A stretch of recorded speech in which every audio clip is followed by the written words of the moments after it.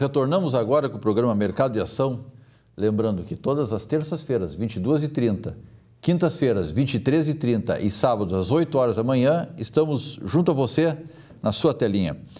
E agora estamos recebendo Celso Arruda, consultor tributário fiscal. Celso, mais uma vez, seja bem-vindo ao nosso programa. Obrigado pelo convite, Luiz Antônio. Sempre é um prazer para mim estar no teu programa, de tão alta qualidade. Obrigado. Quando a coisa começa a apertar em termos de conhecimento tributário, fiscal, alguma coisa que está apertando, é o Celso que vem para cá. E hoje, Celso, nota fiscal eletrônica ao consumidor. Que bicho é esse? Nota fiscal de venda ao consumidor, Luiz Antônio, o que é? Na verdade, os comerciantes varejistas estão obrigados, desde 2014, a emitir, em vez de emitir o cupom fiscal, que até hoje existia, emitir nota fiscal de venda ao consumidor. A exatoria estadual aqui do Estado, ela estabeleceu um cronograma, embora tenha começado em 2014, ela fez um cronograma, a partir dali, dando 2 anos para as empresas adequarem a esse novo sistema de emissão de documento fiscal, de acordo com o seu faturamento. Recentemente, agora em abril, houve um novo decreto, uma pequena alteração, no qual os postos de combustíveis que estavam dentro da categoria geral, e se enquadrando naquele cronograma previamente estabelecido, agora estão obrigados, é definitivo, todos eles, dependendo de faturamento, a adotarem a nota fiscal eletrônica ao consumidor a partir de 1º de janeiro de 2017. Houve uma antecipação de prazo. Mas o que é essa nota fiscal de venda ao consumidor? Até o presente momento, nós tínhamos o cupom fiscal, já num processo já evoluído lá de trás das famosas notas fiscais ao consumidor. O cupom fiscal emitido pelo ECF é aquele cupomzinho ECF é aquela maquininha que fica no check-out, emissor de cupom fiscal. Emissor de cupom fiscal, exatamente isso, Luiz Antônio. Então, o cupom fiscal era aquele documento no qual tinha dados e informações sobre vendas e não tinha dados maiores. A nota fiscal de venda ao consumidor, ela pressupõe 2 coisas. Primeiro, ela dá a possibilidade ao contribuinte, ao consumidor, de colocar ali seu CPF. Até que abre um pequeno parêntese. Primeira lei dizia o seguinte, que todas as vendas acima de R$200 era obrigatório constar o CPF do consumidor. Isso foi mudado. Hoje é colocado se o contribuinte assim o exigir, assim desejar. Então, fica sempre quando a gente vai ao supermercado, por exemplo, é perguntar CPF na nota ou não CPF na nota. Por quê? Porque eu tenho o direito, eu como cidadão, de não querer colocar meu CPF naquela nota fiscal.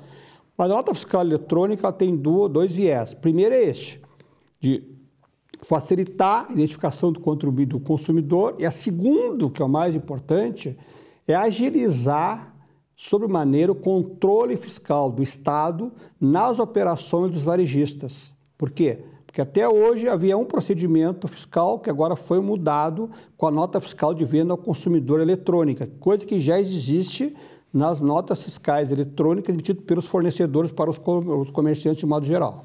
O controle fiscal que existia até pouco tempo atrás era o fiscal chegar, examinar livros e tentar pegar algum flagrante de sonegação. Não, isso é um pouquinho mais para trás, tá? Mas com a época da informática, então, fora da época da informática, era isso. Vou fazer uma pequena cronologia, vamos dividir em 3 etapas. Vamos organizar o tempo. Até um tempo atrás, até 2010, era assim, a Receita Federal tinha algum tipo de controle, a exatoria estadual tinha algum tipo de controle, mas ainda dependia disso, do fiscal vir na empresa e fiscalizar os seus livros, suas operações. A partir de 2010, com a implantação do SPED fiscal, SPED contábil, é um processo um pouco diferente.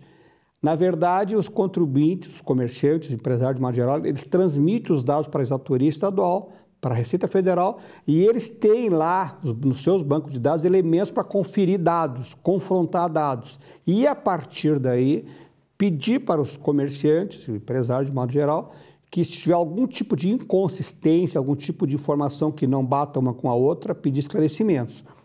A nota fiscal de venda ao consumidor, tal qual a nota fiscal eletrônica que as empresas já emitem há mais tempo, é um dado além, que veja bem como é interessante isso. Enquanto eu tenho minhas operações e eu agrego todas elas num banco de dados, transmito o banco de dados para a exatoria estadual, para a Receita Federal, é um tipo de informação que eu transmito depois da operação. Com a nota fiscal eletrônica, já vigora há algum tempo, na hora que eu faço uma compra de um determinado fornecedor, automaticamente, veja bem, o fornecedor emitiu a nota, vai uma via para mim, a comunicação, e vai na hora para a exatoria estadual. Então, mesmo que o comerciante, o empresário queira dizer que não comprou, está lá no banco de dados da exatoria estadual. A nota fiscal de venda ao consumidor é exatamente a mesma coisa. Como é que funcionava até antes? Funcionava assim, eu ia lá, tinha o cupom fiscal emitido pela minha compra, o comerciante, eu pego mais do comércio, ele gerava um arquivo ao final do final do mês, enviava para a exatoria estadual, através do SPED fiscal, e esse dado depois era confrontado, mas não ia o detalhe do dia a dia. Com a nota fiscal de venda ao consumidor, na hora que ele faz a venda, automaticamente é comunicado aos órgãos de arrecadação aquela venda. Celso, esse movimento, na verdade, nós temos a nota fiscal eletrônica que o nosso fornecedor compra os seus produtos, os seus insumos, nós temos a nota fiscal ao consumidor eletrônica também, quer dizer, o consumidor não poderá vender o que não tem no seu estoque e começa a ter uma amarração toda. Nós poderíamos chamar isso de justiça social, uma justiça tributária que vai se reverter em justiça social? Com certeza, Luiz Antônio, tu abordaste um tema muito interessante, porque veja bem, na hora que eu tenho dois comerciantes, dois empresários, um cumpre rigorosamente a lei e um outro sonega ou adultera produtos ou vende produtos falsificados, a concorrência é altamente desleal. Então, na hora que o governo cria esse tipo de controle, ele está estabelecendo, sim, uma justiça social fiscal, porque daí ele coloca todo mundo no mesmo patamar, a nível de controle fiscal, a nível de informações que o fisco recebe. Quem é que vai diferenciar meu preço em relação ao meu concorrente? A minha eficiência, a minha qualidade no atendimento, o meu produto melhor. Então, na hora que é feito esse tipo de controle fiscal, tu tem com total razão. Existe, sim, uma justiça social fiscal que vai equiparar as empresas no mesmo patamar, excluindo aqueles sonegadores, os falsificadores de produto, adulteradores de produto, que vendem produtos, digamos assim, contrabandeados. Na hora que tu colocasse uma coisa importante, eu não posso vender o que eu não comprei. Se eu tenho uma nota fiscal de eletrônica quando eu compro e agora eu vou ter um cupom fiscal quando eu vendo, a amarração é perfeita e vai haver, sim, uma justiça social fiscal muito boa. Como alerta ao consumidor, se o comerciante disser não posso emitir nota deste produto, é fria. Com certeza, ele vai estar comprando uma coisa sem garantia. Celso, uma outra visão desse aspecto, ou sobre esse aspecto, ele vai gerar, dentro dos processos de gestão da empresa, controles muito melhores de todos os aspectos, principalmente de estoques, que é um calcanhar de Aquiles. As empresas não sabem quanto tem, não sabem quanto ganhou. As empresas pequenas trabalham no prego da entrada e no prego da saída, né? O que eu devo e o que eu tenho para receber. Vai modificar. Essa relação, na verdade, já está quase consolidada. Na verdade, né, Luiz Antônio, eu acho que todo esse processo de informatização, de agilização dos controles fiscais, estão obrigando o empresário a ser empresário. Tá? Ele não pode mais brincar com os seus controles, com o prego de entrada, o prego na saída que tu usaste como exemplo. Ele tem que saber seu estoque, ele tem que ter eficiência na sua gestão, porque a concorrência hoje ela é muito grande e qualificada. Então, o que significa? Eu tenho que ter bons produtos com preços acessíveis, e para isso eu tenho que ter eficiência. E esse controle fiscal vai me obrigar, eu como empresário, a ter controle daquilo que é o meu negócio.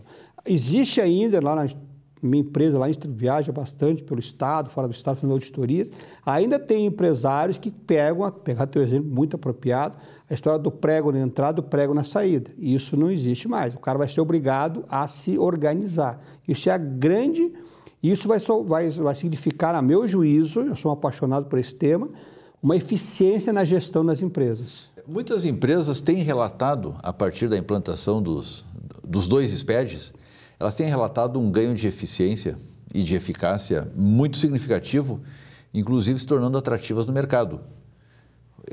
Existem investidores procurando empresas nessa condição, elas estão se tornando mais permeáveis a ter uma visão mais clara, uma visão coerente da sua estrutura, uma visão real, e essas empresas estão se tornando xodó de mercado.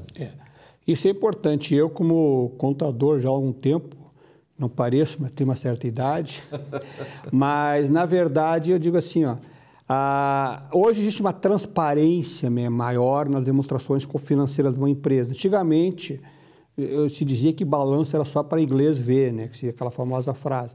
Hoje, os balanços são obrigados pelo Conselho Federal de Contabilidade, pela CVM, pelo IBRACON, a ter transparência. E isso, todo esse processo de controles fiscais, através de SPED fiscal, SPED contábil, nota fiscal eletrônica, nota de venda ao consumidor eletrônico, vai cada vez mais tornar a empresa transparente. E para o investidor, isso é fundamental. Para um banco hoje, por exemplo, tu mandar, seguidamente tem contato com os bancos através dos nossos clientes, os bancos estão, digamos assim, estão dissecando um balanço, porque eles querem informações consistentes e confiáveis. E esse processo todo agiliza essa visão mais transparente das empresas. Celso, no processo organizacional das empresas ainda e na questão da gestão de custos, diminuiu muito a quantidade necessária de papéis. Vai acabar mesmo o papel. Isso é uma grande coisa, até mesmo aí a questão ecológica, né? Porque hoje, tu emite a nota fiscal se tu quiser. Tu vai lá e faz uma compra. Tu tem uma empresa e compra de uma outra empresa. Isso, como eu falei, a nota fiscal eletrônica é enviado para ti um arquivo e enviado para a Secretaria da Fazenda. Tu emite a nota fiscal se tu quiser. Se tu não quiser, tu importa. Tu diz imprime. Imprime. Emitida ela está. Ela está, desculpe, bem colocado. Até assim, hoje não existe uma nota fiscal, existe DANF, né? Que é documento que emite, substitui a nota fiscal. Tu emite se tu quiseres, tu imprime se tu quiseres. Por quê? Porque hoje está tudo informatizado, entendeu? Então, hoje existe uma legislação que tu pode guardar todos os teus arquivos de forma eletrônica, não mais de papéis. Isso é bom até, falando em termos de ecologia. A redução de custos, ela se torna bem interessante com esse processo, né? Me diga uma coisa, o cliente quando vai, o consumidor quando pega um cupom, não mais um cupom fiscal, agora um cupom eletrônico, nota fiscal eletrônica, ele tem ali um código OCR. Aquele código leva ele, se ele colocar o seu celular ali, o seu leitor, leva ele para dentro da Receita e ele visualiza a sua operação? Sim, exatamente. O que ele tem que fazer? Ele tem que fazer um cadastro, junto à Cefaz, se cadastrar lá, daí ele tem acesso a todas as operações que ele teve, como participou. Então, além disso, da questão de que ele tem acesso a isso, ele tem acesso a todas as informações que lhe dizem respeito. No Estado aqui existe ainda dois atrativos maiores, que é a questão de um prêmio e, ao mesmo tempo, abatimento do pagamento do IPVA do seu veículo. Bom, nosso tempo está estourando, nosso produtor já está sinalizando.